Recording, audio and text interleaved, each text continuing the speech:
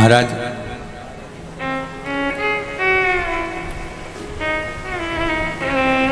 बहुत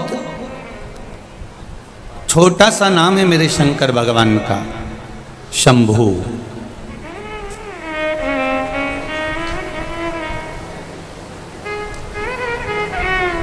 और शंभू का मतलब केवल साधारणता नहीं, शंभू का मतलब होता है स्वयंभू।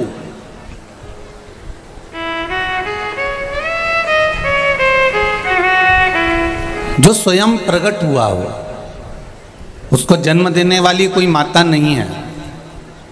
शंकर भगवान को जन्म देने वाला कोई पिता नहीं है। विष्णु पुराण में, शिव पुराण में, स्कंद पुराण में, भागवत पुराण में वर्णन मिलता है कि भगवान विष्णु भगवान शंकर के द्वारा प्रकट हुए हैं। भगवान विष्णु को, ब्रह्मा जी को प्रकट करा है भगवान विष्णु ने, पर भगवान शंकर को प्रकट करने वाला कोई नहीं, भगवान शंकर को जन्म देने वाला कोई नहीं। भगवान शंकर, उनका नाम शंभू नहीं स्वयंभू है। वो स्वयं प्रकट होता है और स्वयं प्रकट होकर उसको जो लीला करना होती है वो लीला कर कर ओझल भी हो जाता है। वो ओझल भी हो जाता है, वो टिकता नहीं बहुत देर तक कि आपके पास में बैठा रहेगा।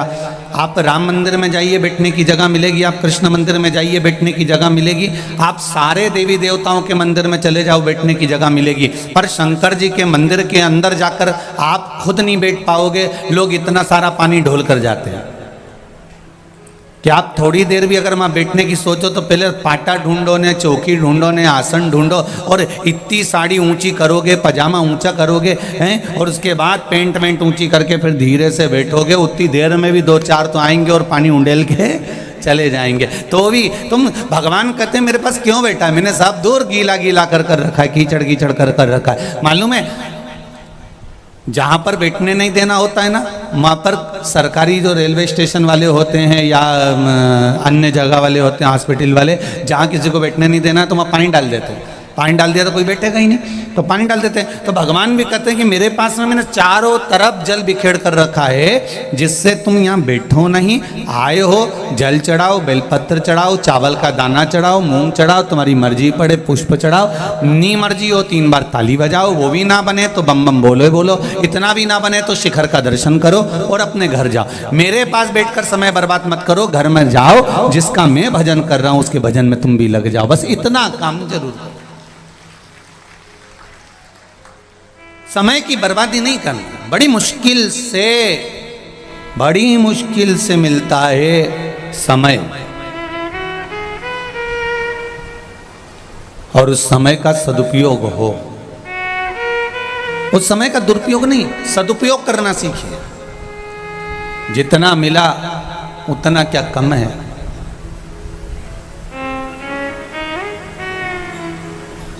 सोनाना जी जब कथा लेने के लिए आए थे और कथा की तारीख उन सब बुक थी, व्यस्त थी, उनके बेटे भी आए थे और सुराना जी भी आए थे। तो उन्होंने कहा गुरु जी सब जगह पर 7 दिन, हमको 5 दिन।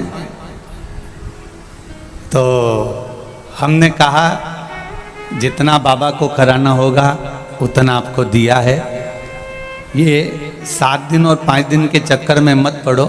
जो दिया मेरे बाबा ने वो कम ना दिया है, पूर्ण दे दिया है। वो कम ना दिया होगा,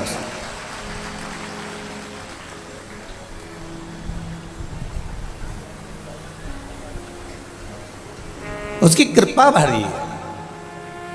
तेरी कृपा बिना न हिले एक भी अणु, लेते हैं श्वास तेरी कृपा से तनो तनो।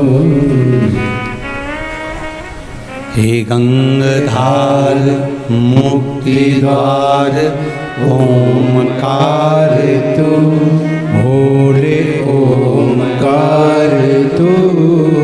आयो शरण तिहारी शंभु तार तार तू।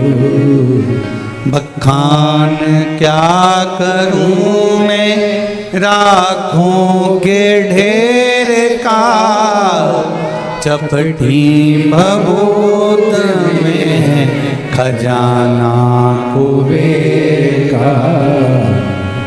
महाराज उसके तन पर, उसके शरीर पर जो भस्म रमी होती है, उसके शरीर पर जो लगा हुआ होता है, जो उसके करीब में होता है, वो साधारण नहीं होता।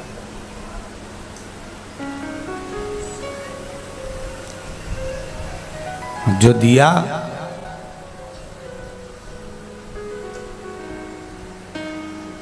महाराज वो कहते ना, जो दिया मेरे सरकार ने उतनी तो मेरी औकात नहीं। जो दिया वो कम ना दिया है, बहुत दिया, उसने कमी नहीं छोड़ी है।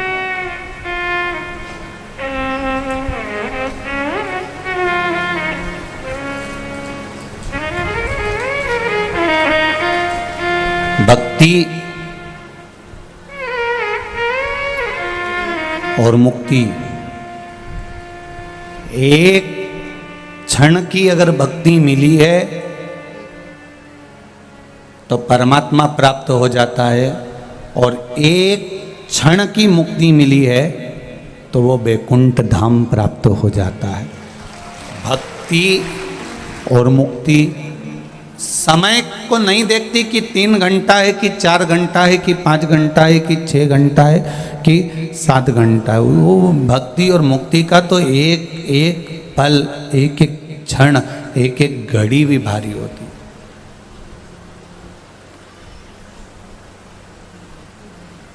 रोज 100 ग्राम से 200 ग्राम भोजन करते हो आप लोग।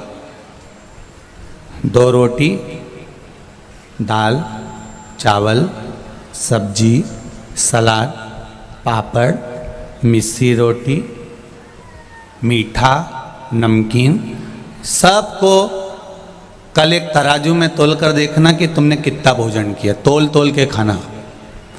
200 ग्राम, 250 ग्राम, 150 ग्राम, 300 ग्राम। 200 ग्राम भोजन आप लोग प्रतिदिन करते हो, और 200 ग्राम भोजन में से पेट में 200 ग्राम गया है, पर उस 200 ग्राम गए हुए भोजन में से मात्र 20 बूंद खून बनता है। कितना खून बना? 20 बूंद खून बना। बाकी का जितना खाया था वो भ्रष्टा में चले गया, गंदगी में पहुंच गया।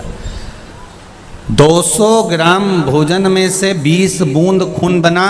20 बूंद खून में से 1 बूंद बल की बनी, जिससे ये शरीर चल रहा है।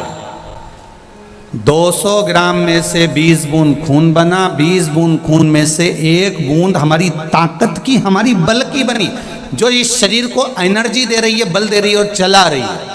अब सोचिए 200 ग्राम भोजन में से सारा की सारा खाया व्यर्थ चले गया, केवल 20 बूंद खून बना, और 1 बूंद खून हमारे शरीर में बल बनकर काम आया। उसी तरह 3 घंटे की कथा में कोई एक क्षण की कथा ऐसी होती है जो हमको परमात्मा से मिला देती है, बाकी के तो चली जाए। पूरी कथा आपके भीतर नहीं उतरेगी। आप ये तुम कितनी भी तैयार होके आ जाओ, चाहे डेंटिंग पेंटिंग करके आओ, चाहे सिर पे पल्लू रख के आओ, चाहे तुम कितनी भी सोच के आओ कि मैं पूरी कथा सुनूंगी, मैं बस कथा सुनने जा रही हूँ, चाहे कुछ भी हो जाए मेरे को कथा सुनना है, कहीं पे भी बैठ के सुनूंगी। तुम तो सोच के आई, पर तुम्हारी पड़ोसन क्या सोच के आई उसको मालूम क्या? वो थोड़ी थोड़ी देर में कहीं वो पाँव रख दे, कहीं वो हाथ रख दे, कहीं वो पानी उंडेले मुंडा में, कहीं वो का छोरा रोए, कहीं छोरी रोए, कहीं एलईडी गड़बड़ हो जाए, कहीं माइक गड़बड़ हो जाए, कहीं टीवी वाला गड़बड़ हो जाए, तो ये तो सब चलता है। कभी कभी महाराज गड़बड़ हो जाए, उसमें कोई तो कभी कभी ये ढोलक पेटी वाला हमारा दीनानाथ गड़बड़ हो जाता है, उसमें कौन सी बड़ी बात है। तो ये तो सब चलता रहे। उतनी देर में भी फिर कहीं का खड़ा हो जाए, बैठ जाए, तुम्हारे सामने से निकल के जाए। तुम कितनी लगन लगा के बैठी थी, एक टकी से कथा सुनूंगी, सवेरे कितनी बजे में हम सोचे कि बहुत सारी धर्मशालाएं हैं सालासर जी में, तो सब जगह पर खूब जनता ठहर जाएगी। मालूम पड़े धर्मशालाएं तो सब बाहर आ गई, बता रहे थे पुजारी परिवार, और मालूम पड़े कि पंडाल में लोग भरे पड़े हुए हैं, रात्रि को भी सो जाते हैं। हमने हमने कहा सुबह नहाते धोते कहाँ, स्नान स्नान कहाँ करते? अरे गुरुजी इनका कोई ठिकाना हो तो इनका का नहा के बढ़ के आ जाए, वापिस बैठ जाए। और सवेरे से बैठे बैठे बैठे कितनी बजे? 4 बजे कथा चालू हो, 7 बजे छूटे। उसके बाद 2, 2.5, 3 घंटा तक ट्रैफिक जाम। क्यों मिठू जी है पुजारी जी? अब वो 2-3 घंटा ट्रैफिक जाम, फिर यहाँ से गाड़ी नहीं निकले, वहाँ से नहीं निकले, और सब एक दूसरे ठेला मारे ने, कोई खाने में लगा, कोई कुछ करने में लगा। हमने कहा यही बालाजी की मौज है, तुम कहीं पे भी रहो, सालासर जी आओ तो हनुमान जी कहते मेरे जैसे हो जाओ। बाबा जी कहे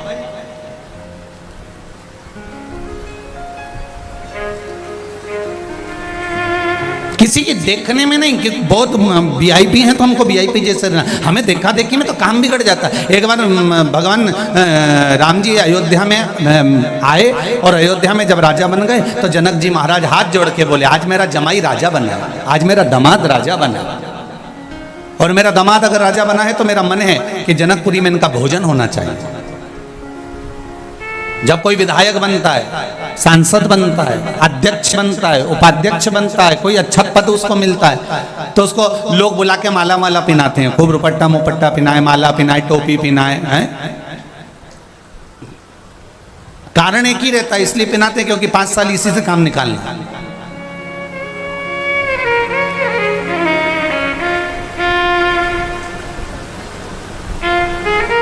अब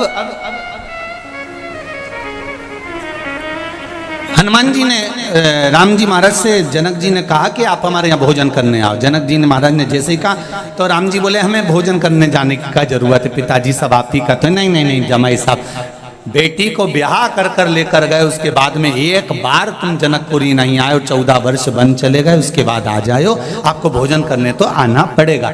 राम जी ने कहा ठीक है। तो इतने में जनक जी बोले अकेले नहीं आओगे, भरत, शत्रुघ्न, मांडवी, उर्मिला, श्रुत कीर्ति, लक्ष्मण सबको लाना। कि ठीक है, अब आओ तो इन सबको लेकर आओ, तो कौशल्या के कई सुमित्रा को भी ले आना, ये भी तो हमारी समधन जी हैं, आए। कि ठीक है। इतने में बस विभीषण भी थे, इनको भी ले आना, लंका के राजा। ठीक है। हनुमान जी सामने खड़े थे राम जी के, और हनुमान जी महाराज सामने खड़े होकर हाथ में करताल लेकर नाचने लगे।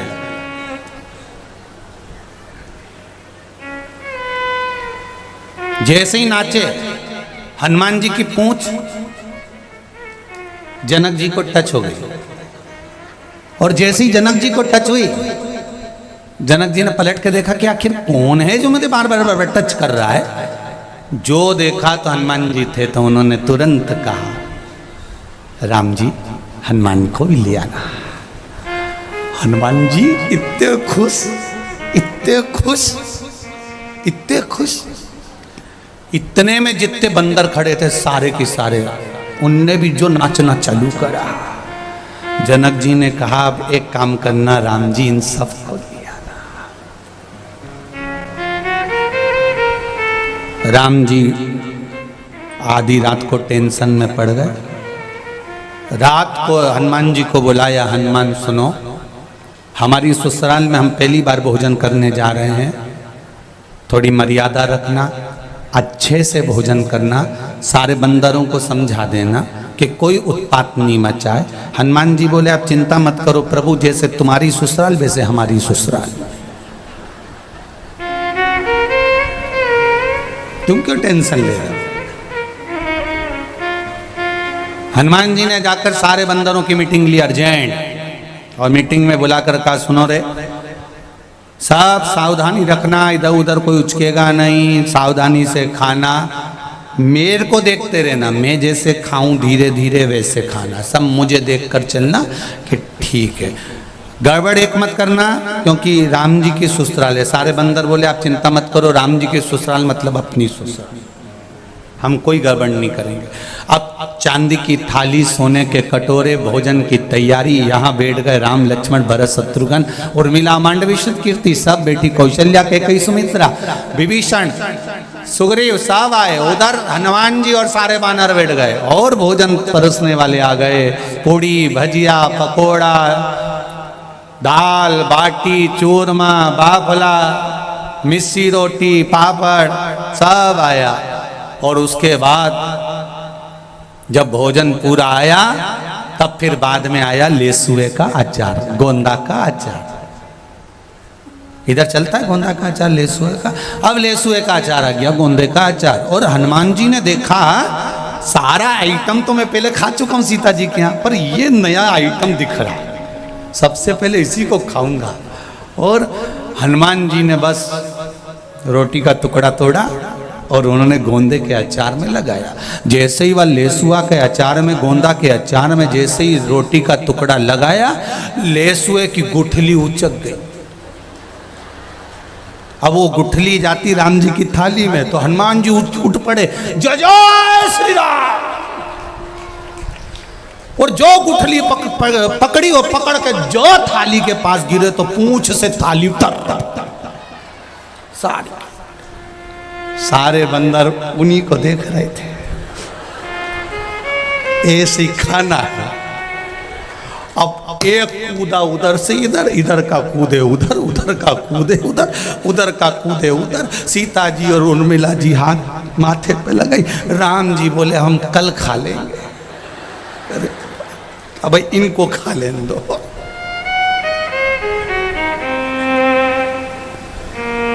तो जितने सालासर जी आए उनसे निवेदन है कि यहाँ वीआईपी बन के मत आना। यहाँ तो मेरा बालाजी बैठा है, वो अपने ठाट में जीमता और अपने ठाट में जिमाता है। जैसा वो जिमाए वो जीम लो, और जैसा वो रुकाए वैसा रुक लो। यहाँ वीआईपी नहीं है, यहाँ तो मेरा बाला सरकार है, यहाँ तो बालाजी महाराज, वो रुकाता है जैसा रुक लो।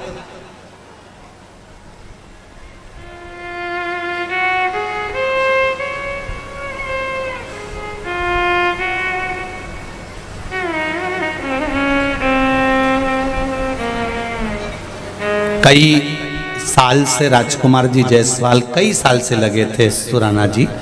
उनका एक ही कहना था, एक बार सालासर जी चलना है मेरे साथ, हमारे साथ एक बार चलना है, एक बार चलना। कई साल से लगे हुए थे। बाबा की कुछ कृपा थी, आपका परिवार कथा का आनंद लिया, रुकना हुआ यहाँ भी वहाँ भी, दोनों जगह का अलमस्त आनंद। 5 दिन हैं, भक्ति के हैं, भजन के हैं। ज़्यादा से ज़्यादा समय तो हम लोग पाठ और पूजन में लगे रहते हैं। जितनी बार भी आप पूछिएगा मंदिर के आदरणीय पुजारी जी से, मिट्टू जी से, तो आप जितनी बार भी पूजेंगे हम अंदर पाठ में ही रहते हैं। जितना बन सकता है उतना पाठ कर लेते हैं, स्मरण कर लेते हैं। आए हैं तो भजन करो। बड़ी मुश्किल से तो तीर्थ मिलता है, और उस तीर्थ में भी अगर भजन नहीं हो पाया तो जीवन व्यर्थ है। बड़ी मुश्किल से मिलता है। और ये सालासर धाम तो मेरे मोहनदास जी महाराज परम पूज्य 1008 संत श्री मोहनदास जी महाराज की तपोस्थली है, जहाँ के कण कण में बैठकर उन्होंने हनुमान को ढूंढा है। सेवा का अगर कोई क्रम सीखना है तो संत श्री मोहनदास जी महाराज जी से सीखो। छोटी सी अवस्था में उनके पिताजी कहते हैं कि तुम्हारी बहन के यहाँ पर बच्चे छोटे और कोई भी नहीं है, जाओ मोहन तुम कानी बाई के साथ में चले जाओ और उनके परिवार का स्मरण कर कर उनकी देखरेख करना, जाओ। और बहन भी हो तो कानी बाई जैसी, जो अपने मोहन के लिए लड़की ढूंढती है कि मेरे भाई का विवाह करना है, मेरे भाई की शादी करना। पर तप बल मोहनदास जी का कितना प्रबल होगा। बहन ने शादी भी पक्की कर दी, संबंध भी जोड़ दिया, पर मोहनदास जी कहते हैं जी जी मेरी शादी मत कर भाई, मैं शादी नहीं करूंगा, मेरा हनुमान जी में रुचि है, मैं नहीं विवाह करूंगा। नहीं, मैंने तो पक्का कर दिया, आज रकम जाएगी, आज साड़ी जाएगी, आभूषण जाएंगे। और कानी बाई ने बुलाया खवास को, गांव के विद्वानों को, और सामान देकर भेज दिया कि उस गांव में चले जाओ। तो मोहनदास जी बोलते हैं किसके लिए सामान भेज रही हो, वो तो मर गई, जो मुझसे शादी करने वाली थी उसकी तो अर्थी उठ रही। अरे क्यों आप शब्द बोलता है मोहन, क्यों आप शब्द बोलता है? कानी बाई बोली ऐसे शब्द नहीं बोलना चाहिए, जिससे तेरी शादी हो रही है। तू कह रहा है कि वो मर गई? हाँ, मालूम पड़ा इसे अपशब्द क्यों बोल रहा है मोहन। नहीं मानी कानी बाई, भेज दिया खवास को और सबको सामान लेकर। मालूम पड़ा कि जिससे शादी हो रही थी उसकी तो अर्थी निकल रही थी। कानीबाई ने अपने भाई से पूछा, वीरा तेरे को कैसे मालूम पड़ा रे? ए वीरा, तुझे मालूम कैसे पड़ा कि जिससे तेरा विवाह हो रहा है वो चले गई?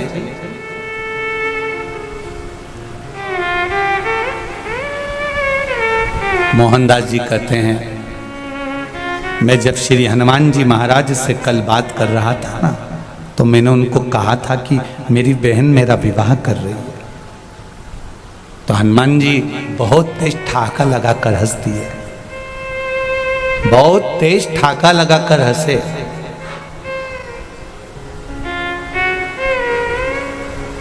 मैंने पूछा, सरकार क्यों हंस रहे हो हनुमान जी? हनुमान जी कहते हैं, मोहन जिससे तेरा विवाह होने वाला है वो तो कल मरने वाली है, इतनी वजह उसके प्राण छूट जाएंगे, तो क्या मुझे विवाह करना चाहिए? नहीं मोहन, मैं हूं ना। परमात्मा से अगर संग जुड़ गया, संबंध उससे हो गया, तो वो कहता है फिर किसी की जरूरत नहीं पड़ेगी। तेरी जन्म के समय पर माता के स्तनों में दूध मैंने दिया है, तो मरने के समय पर अग्नि और कफन भी मैं दूंगा। तू क्यों चिंता करता है? टेंशन लेने की जरूरत नहीं है। तू तो भजन कर, स्मरण कर। एक बार अगर विश्वास पक्का है और विश्वास का बल पक्का है, तो वो परमात्मा तुम्हारे सम्मुख में प्रकट हो गई, ये निश्चित है। तुम दृढ़ तो हो जाओ, तुम विश्वास में पक्के तो हो जाओ, तुम शिव की भक्ति में पक्के तो हो जाओ, तुम राम और कृष्ण की भक्ति में, हनुमान की भक्ति में पक्के तो हो जाओ, तुम जिसका भजन करते हो उसकी भक्ति में पक्के हो जाओ। हम ये नहीं कहते कि तुम शंकर का भजन करो, आप तो जिससे तुम्हारी अच्छी बने, जिससे तुम्हारी अच्छी पटे, उसको पटा दो।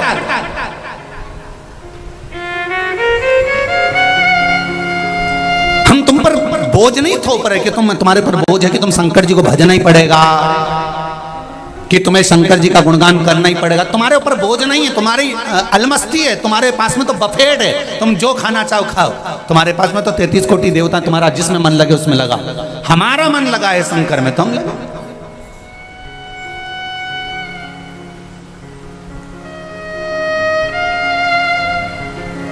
दिल में तो वो छुपा है, भले वो जिह्वा पर। आज एक जायसवाल भवन में आए थे वो महाराज, उनकी आंख में, दोनों पति पत्नी की आंख में आंसू थे और बड़े खुशी भी थी। रो भी रहे थे और हंस भी रहे थे, मुस्कुरा भी रहे हैं और रो भी रहे हैं, आंख में अश्रु भरा हुआ है। कहा, गुरुजी 17 साल का बेटा मर गया, 17 वर्ष का बेटा था।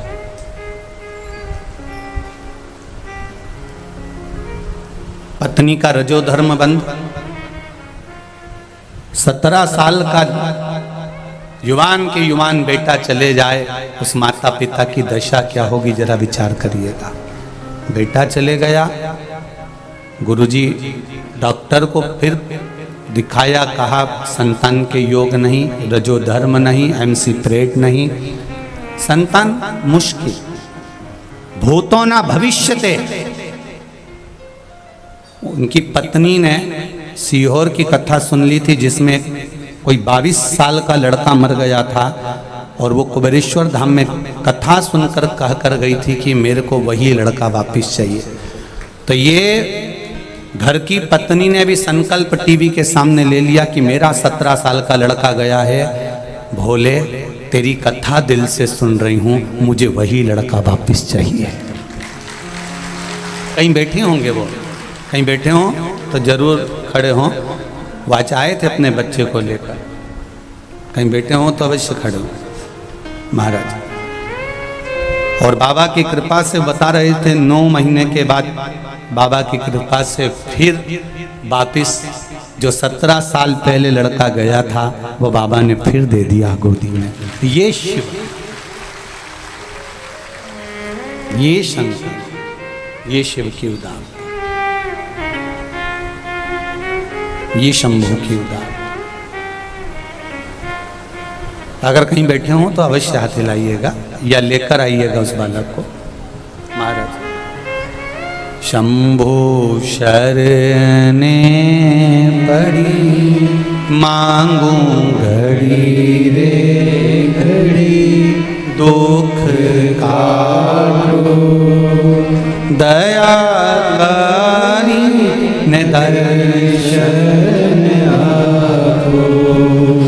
दिल से, मन से, चित्त से, वृत्ति से आप भगवान को पुकारो तो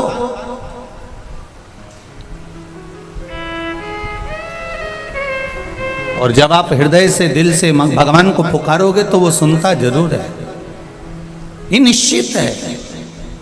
आपका विश्वास, आपकी दृढ़ता, आपका भरोसा प्रबल है। आपका विश्वास अगर दृढ़ है, आपका भरोसा यदि प्रबल है तो वो मिलेगा जरूर, ये निश्चित है।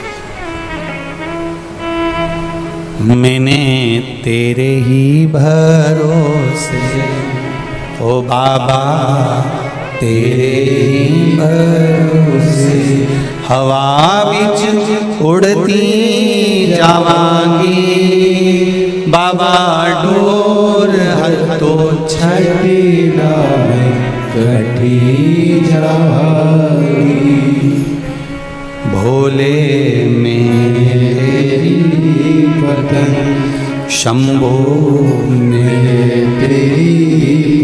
दिल से पुकारना। एक पत्र आया है, देख लो।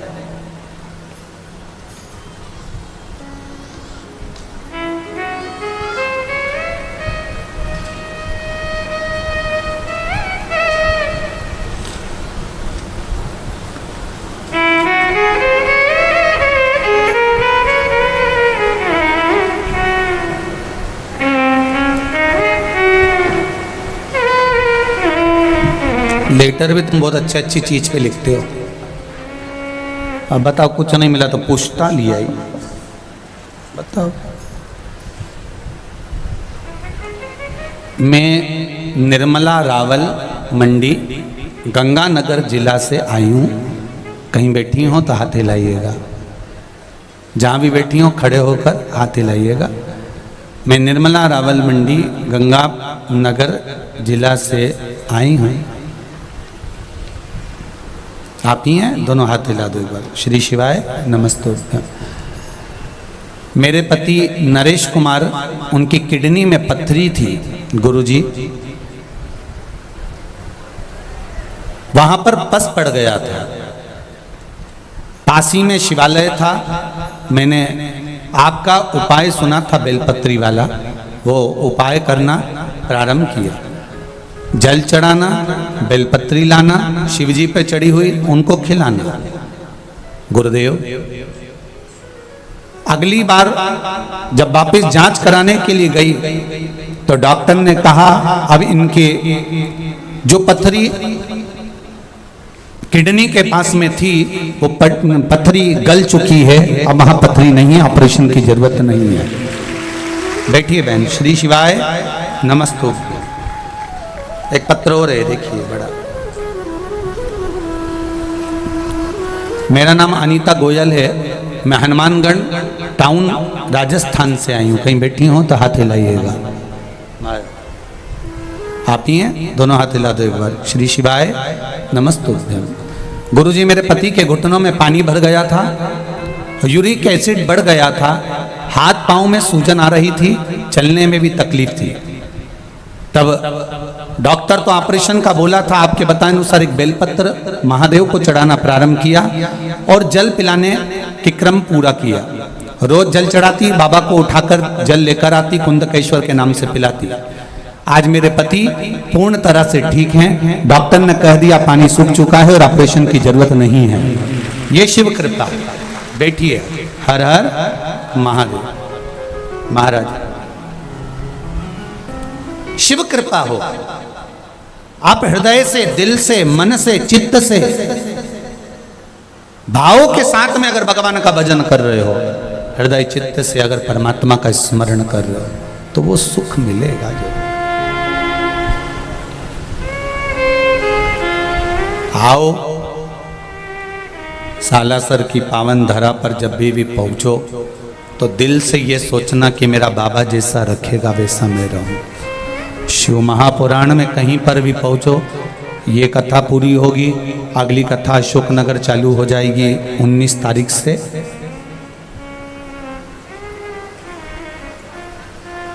मध्य प्रदेश के अशोकनगर में। उस कथा का नाम है तर्पण शिव महापुराण की कथा।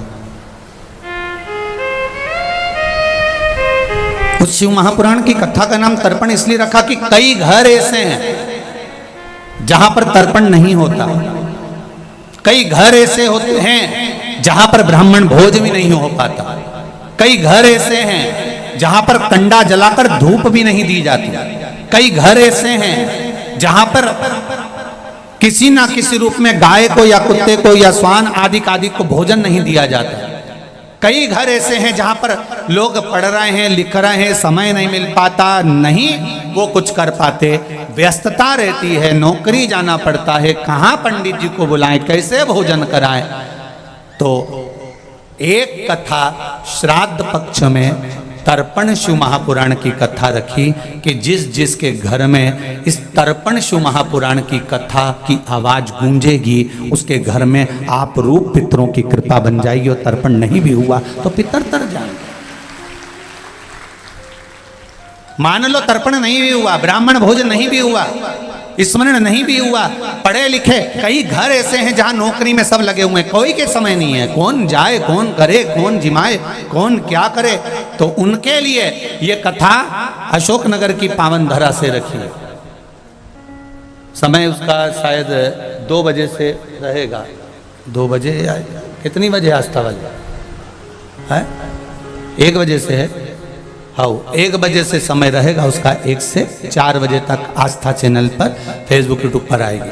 और जो लोग अशोकनगर आ रहे हैं वहाँ उनके रुकने की व्यवस्था, पंडाल आदि की व्यवस्था पर रहेगी, भोजन व्यवस्था वगैरह सब पंडाल में ही उनकी रहेगी। तो वहाँ पर तो LED चालू करो भैया, उधर की LED चालू करिए। वो कथा रखने का कारण केवल इतना है कि घर घर में उस भाव को, पितरों के तर्पण भाव को पहुंचाया जाए और लोग हृदय से उस कथा का श्रवण करें। और किन्हीं के जिनके गर्भ में बच्चे शांत हो गए हों, या कुंवारी अवस्था में मर गए हों, या एक्सीडेंट में मर गए हों, या मोहल्ले में, गली में, कॉलोनी में कोई अधोगति में मर गया हो, तो टीवी के माध्यम से अगर आवाज़ तेज भी कर दी और वो गूंज रही है गली गली में, तो उन जीवों की भी गति हो जाए, इस श्राद्ध में उनकी भी मुक्ति हो जाए, उनका भी मोक्ष हो जाए। इसलिए वो कथा को रखो। 19 तारीख से चालू होगी वो कथा, 1 बजे से 4 बजे तक उसका क्रम रहेगा। शिव पुराण कर रही है, भगवान शंकर की कथा कर रही है। देवाधिदेव महादेव की भक्ति का, स्मरण का आनंद क्या है। देवर्षि नारद के भीतर जब अहंकार समा गया था, देवर्षि नारद के भीतर जब अभिमान पहुंच गया था, अभिमान के कारण देवर्षि नारद भगवान शंकर की भक्ति से दूर हो गए थे, क्योंकि उन्होंने कामदेव को जीत लिया था। और जब उन्होंने कामदेव को जीता तो अपने भीतर इतना अभिमान समा गया था कि भगवान शंकर के सामने पहुंचे और शिव जी ने अपने रुद्राक्ष की माला दे दी नारद जी को, और नारद जी ने वो रुद्राक्ष की माला जमीन पर फेंक दी।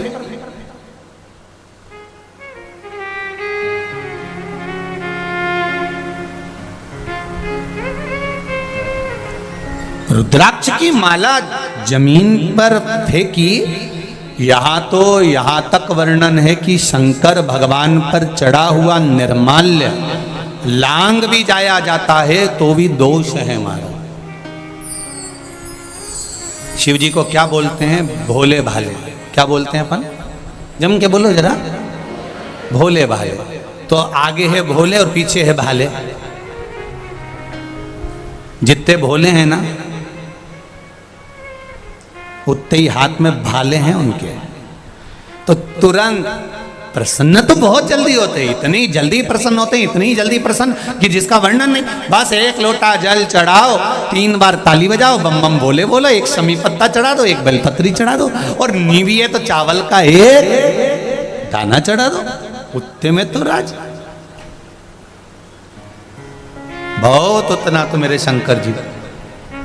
और अगर ये भी नहीं दे सकते ना, तो जैसे दिल से, मन से, हृदय से आप आस्था चैनल पर शिव महापुराण की कथा सुन रहे हो, यहाँ बैठकर या फेसबुक यूट्यूब पर सुन रहे हो, इतना भी अगर दिल से सुन रहे हो ना, तो शंकर उसको भी स्वीकार कर लेता है कि उस जीव का कल्याण कर दे।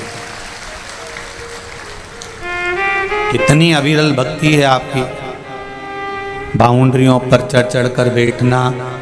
आप बाहर जाकर देखिए, रोड पर माताएं अपनी चप्पल को रखकर उस पर बैठकर आराम से पूरी रोड पे गाड़ियां निकलने की जगह बंद हो जाती है और सब रोड पर बैठ कर कथा सुनते रहते हैं। मैं धन्यवाद दूंगा पास के होटल वालों को, कॉलोनी वालों को कि उन्होंने अपना रास्ता खोल दिया और वहाँ टेंट लगाकर पास की होटल की जो जगह हैं उसमें भी टेंट लगाकर लोगों को बिठा दिया है कथा सुनने के लिए। मैं धन्यवाद दूंगा सालासर की इस पावन धरा के इन भक्तों को बहुत बहुत धन्यवाद। जितने दुकान वाले दुकान लगाए हैं उन दुकान वालों ने अपनी अपनी कुर्सियाँ अपनी अपनी टेबलों के नीचे अपने यहाँ दरियाँ बिछा कर सारे भक्तों को बिठा रखा है कथा सुनाने के लिए। मैं सारे दुकानदारों को भी धन्यवाद दूंगा। भक्ति है आपकी साथ, बहुत बहुत भक्ति।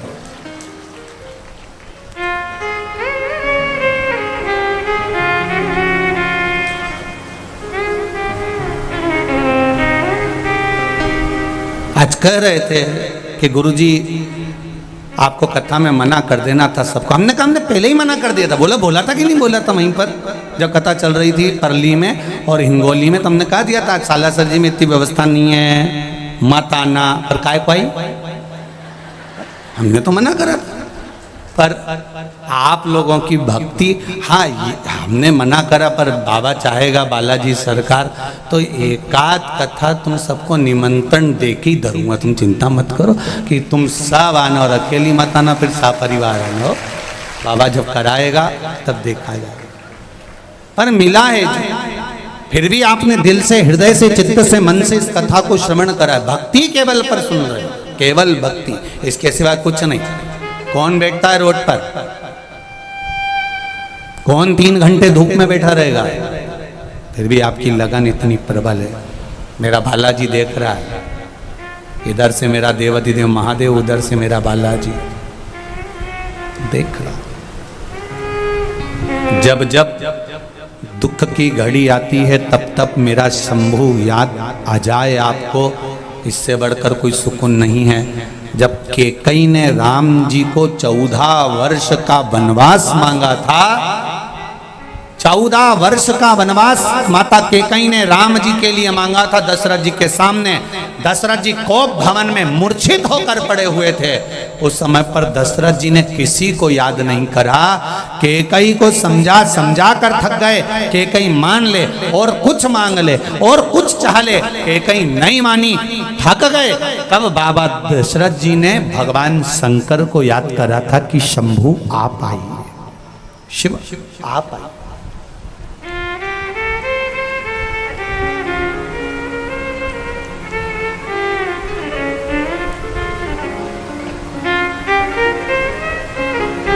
महाराज सुमरी सुमेरी महेश ही कहानी होरी, विनती सुनहु सदा शिव मोरी। मंगल भवन अमंगल हारी, द्रवहु सुदशरथ अचिर बिहारी। सुमेरी महेश कहानी होरी, विनती सुनहु सदा शिव मोरी। सुमेरी महेश कहानी होरी, विनती सुनहु सदा शिव मोरी। मंगल भवन मंगल हारी, प्रभु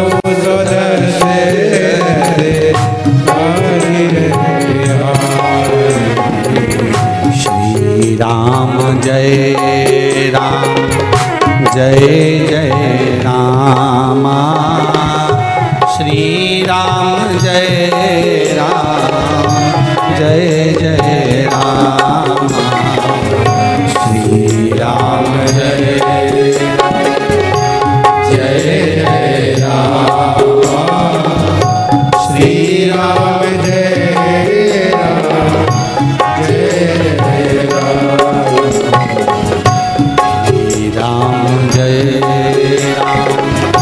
जय जय रामा, श्री राम जय राम, जय जय रामा, श्री राम जय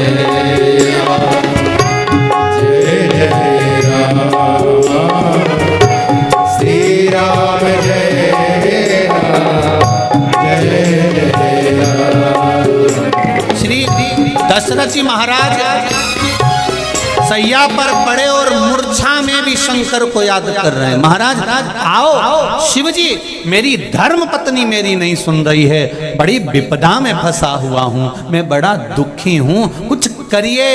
मंगल भवनय मंगल हारी, द्रवहु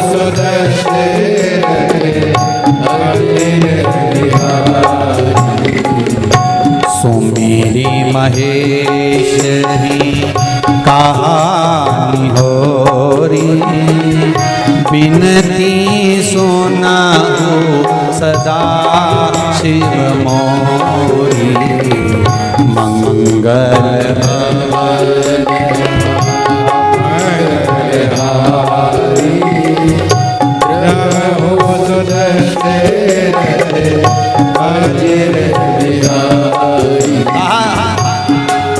नाथ, आज बड़ी दुखी घड़ी है। जब दुख आए, समस्या आए, तकलीफ आए, कष्ट आए, तब किसी भी ब्राह्मण के पास जाओगे तो वो कहेंगे महामृत्युंजय को याद कर लो, शिव को याद कर लो।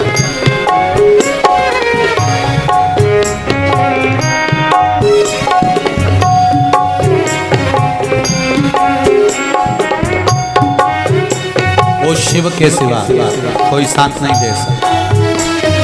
शंकर भगवान उठ के खड़े हुए, पार्वती जी ने पूछ लिया कहाँ जा रहे हो? शंकर जी बोले आज अवध के नरेश चिंता में हैं, बहुत भारी चिंता है, दुख में। अवध के नरेश, अवध के राजा, अयोध्या के राजा को दुख पड़ा है। अयोध्या के राजा को दुख?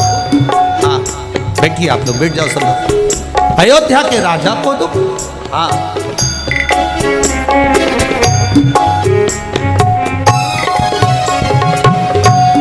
और इतना भारी दुख है कि उसको कोई मिटा नहीं सकता।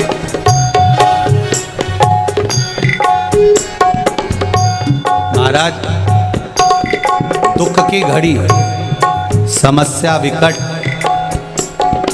जब समस्या विकट हो तब एक बात का स्मरण रखना कि मेरा शिव भी निकट हो।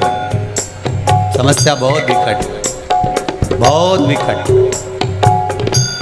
क्या होगा, कैसे होगा, कौन करेगा, कैसे किया जाएगा?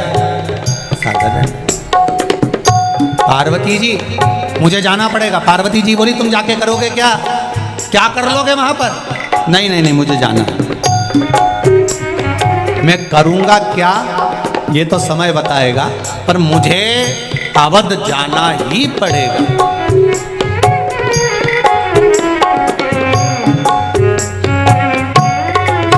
नैनों में जल, दशरथ जी की आंखें आंसुओं में भरी हैं। कैकई को समझा समझा कर थक गए। पहुंच गए मेरे शंकर अवधपुरी के वो कोप भवन में, मेरे शिव पहुंचे। कैकई को शंकर भगवान नहीं दिख रहे और दशरथ जी को शंकर जी दिख गए। क्यों? कैकई के नैनों में क्रोध भरा है, कैकई के नैनों में राज सत्ता का लोभ भरा, कैकई के नैनों में पुत्र के प्रति मोह भरा है, कैकई के नैनों में आसक्ति भरी है और दशरथ जी के नैनों में करुणा भरी है। एक कैकई, एक कैकई, तुम्हें मालूम है कैकई, तुमने जब मुझे युद्ध के मैदान से बचाकर ले आई थी, देवलोक से बचाकर ले आई थी, तो आज मृत्यु लोक में मेरे प्राण क्यों हर रही हो कैकई? समझ आ गया? नहीं।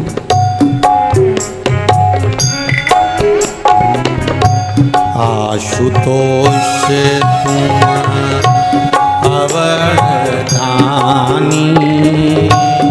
आरती हर